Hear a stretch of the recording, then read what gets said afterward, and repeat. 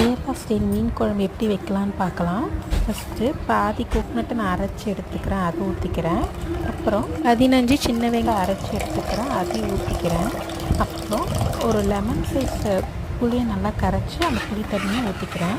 இப்போ நல்லா மிக்ஸ் பண்ணணும், அது லோ ஃப்ளேம்லேயே வச்சு மிக்ஸ் பண்ணணும். மிக்ஸ் பண்ணதுக்கப்புறம் 2 டேபிள் ஸ்பூன் ஆஃப் சில்லி பவுடரை ஆட் பண்ணிக்கிறேன். அது கூட ஒரு ½ இன்ச் ஆஃப் டர்மரிக் பவுடரை ஆட் பண்ணிக்கிறேன்.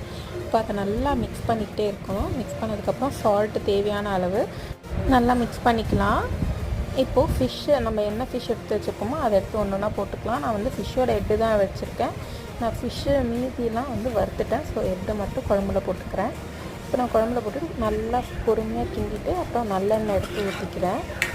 அப்போ தான் அந்த ஃபிஷ் குழம்போட டேஸ்ட் இன்னும் நல்லாயிருக்கும். நெக்ஸ்ட்டு தாளிக்கிற கரண்டியில் கொஞ்சமாக எண்ணெய் விட்டு கடுகும் கருவேப்பிலையும் போட்டு தாளித்து நான் அந்த குழம்புல ஆட் பண்ணி